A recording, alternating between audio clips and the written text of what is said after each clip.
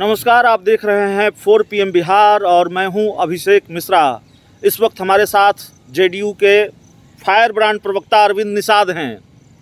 बिहार में जेपी को लेकर खूब सियासत हो रही है। सिताब दियारा आते हैं अमित शाह, देश के गृह मंत्री अमित शाह जेपी के गांव बिहार में सिताब दियारा आते हैं और बिहार के मुख्यमंत्री नीतीश कुमार नागालैंड जाते हैं। नागालैंड में जेपी की जयंती मनाती है जेडीयू।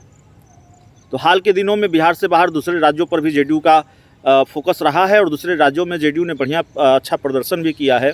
हमारे साथ हमने आपको बताया अरविंद निषाद जी हैं, जेडीयू के फायर ब्रांड प्रवक्ता हैं। गृह मंत्री अमित शाह बिहार आते हैं और उसके बाद बिहार की राजनीति की गर्माहट बढ़ी हुई है, क्योंकि सिर्फ मामला जेपी जयंती का नहीं है अरविंद निषाद जी। मामला ये है कि पूर्णिया के बाद बिहार, देखिए, कोई भी राजनेता जी देश के किसी भी विभाग में जा सकता है। वो तो देश के गृह मंत्री जी हैं, तो गृह मंत्री कहीं भी जा सकते हैं। कौन रोक है? वो आए ना, बिहार में ही रह ले, बिहार में ही अपना कार्यालय बना ले, बिहार से ही देश को गृह मंत्रालय चलाने का काम करे। कौन रोक रहा है? स्वाभाविक तौर पर वो अपना आ रहे हैं, वो अपना काम कर रहे हैं। लेकिन यही सवाल है कि भारतीय जनता पार्टी के नेता, जिनका ना आज़ादी के आंदोलन में कोई योगदान है और 74 के आंदोलन में बिहार में लोकनायक जयप्रकाश नारायण जी ने जब सवाल उठाया और देश के प्रधानमंत्री मोरारजी देसाई को खत लिखा कि वर्तमान समय में खासकर बिहार में और देश में सांप्रदायिक शक्तियां मुँह बाए खड़ी है, इनके ऊपर पैनी नज़र रखे जाने की ज़रूरत है।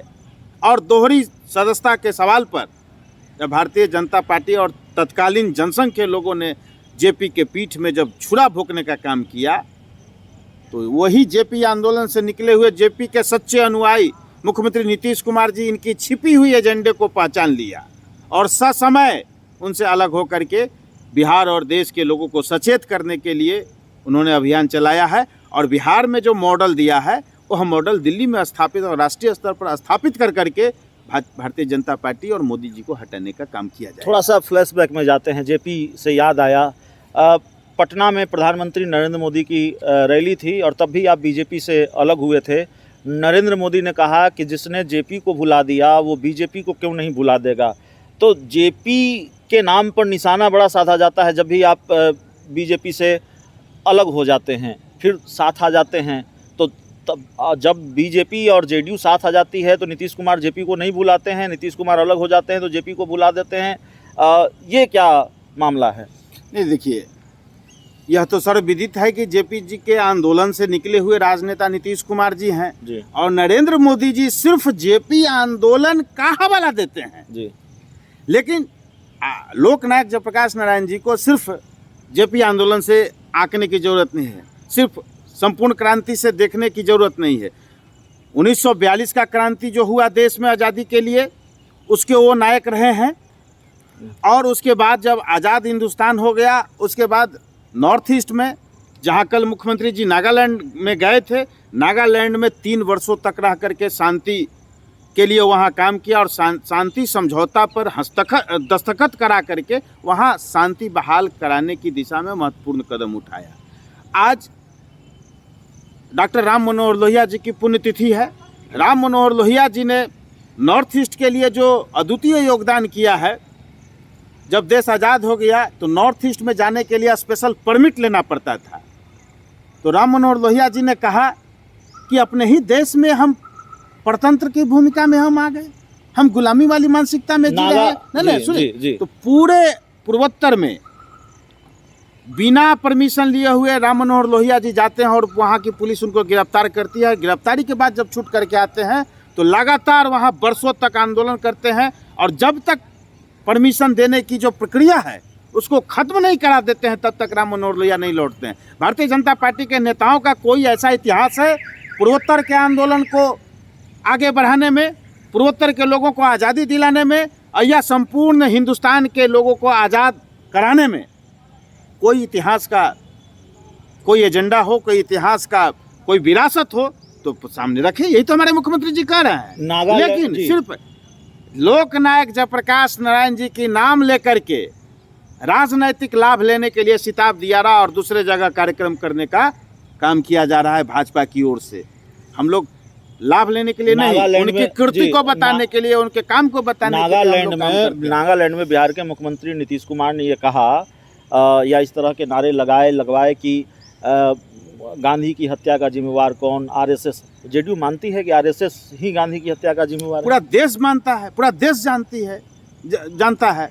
तो फिर ये सवाल उठेगा कि नहीं, जब आप इतने जब- दिन तो नहीं, भारतीय नहीं, जनता नहीं, पार्टी नहीं, के वो साथ सवाल देखिए, यह इतिहास के पन्नों में है कि नाथूराम गोडसे कौन था, जी, ये तो सारे लोग जानते हैं ना, तो बताने की क्या तो फिर ये आवश्यकता सवाल है? नहीं उठेंगे? अरविंद जी सवाल देखिए, ये सवाल आपका, देखिए सवाल यही है कि पूरा हिंदुस्तान जानता है। क्या ये सवाल नहीं होगा कि बीजेपी, अरविंद निषाद जी की पार्टी बीजेपी के साथ इतने दिनों तक रही और अरविंद निषाद जी की पार्टी ये मानती है कि गोडसे की, माफ़ कीजिएगा, गांधी की हत्या का जिम्मेवार आरएसएस है, फिर उसी का जो सहयोगी संगठन है उसके साथ आप गठबंधन करके रहते हैं कई वर्षों तक? देखिए, जब देश प्रगति और शांति के मार्ग पर चलता है तो हर कोई को अच्छा लगता है, और अमन पसंद देशवासी हैं, शांति प्रिय देशवासी हैं, तो शांति में सब कोई जीना चाहते हैं। जब कोई अपना छिपी हुई एजेंडा, उसको क्या कह सकते हैं, हिडन एजेंडा, कोई हिडन एजेंडा जब प्रस्तुत करता है, लाता है, तो उसके बाद देश को सावधान करने का राजनेताओं का धर्म बन जाता है। यही राजधर्म लोकनायक जयप्रकाश नारायण ने आज़ादी के आंदोलन के समय और बाद में संपूर्ण क्रांति के आंदोलन के समय या पूर्वोत्तर में उन्होंने अपना राजधर्म निभाया था। आज वही राजधर्म निषाद जी, मुख्यमंत्री नीतीश कुमार जी निभा रहे आखिरी हैं। सवाल है हमारा, बिहार में 2 सीटों पर उपचुनाव हो रहे हम हैं। इन दोनों सीटों पर महागठबंधन के प्रत्याशियों का ऐलान महागठबंधन के संयुक्त प्रेस वार्ता में कल किया गया है, और मुझे पूरा उम्मीद है कि मोकामा और गोपालगंज सीट पर महागठबंधन के उम्मीदवार भारी मतों से जीता। दोनों सीटों पर जेडीयू के बड़े नेता प्रचार करेंगे। मोकामा, जब महागठबंधन का फैसला है, महागठबंधन के तत्वाधान में प्रेस कॉन्फ्रेंस हुआ है, तो क्यों नहीं जाएंगे? तो चलिए, हमारे साथ जेडीयू के फायर ब्रांड प्रवक्ता अरविंद निषाद जी थे, और हम बात कर रहे थे अरविंद निषाद जी से। दोनों ही सीटों पर चुनाव प्रचार के लिए जेडीयू के बड़े बड़े नेता जाएंगे, और कई सवाल थे बिहार में उपचुनाव को लेकर, और ख़ासकर जो सबसे महत्वपूर्ण सवाल है, जिस तरह से जेपी को लेकर सियासत हो रही है। गृह मंत्री अमित शाह बिहार आते हैं, जेपी के गांव जाते हैं, सिताब दियारा में जेपी जयंती मनाई जाती है, और दूसरी तरफ मुख्यमंत्री नीतीश कुमार नागालैंड जाते हैं, नागालैंड में जेपी जयंती मनाते हैं। तो जेपी को लेकर सियासत, बिहार उपचुनाव को लेकर बिहार में सियासी गहमागहमी और जेडीयू बीजेपी के बीच की जो ताज़ी दुश्मनी है, उससे जुड़ा हुआ सवाल। इस इंटरव्यू में, इस बातचीत में इतना ही। बहुत बहुत धन्यवाद।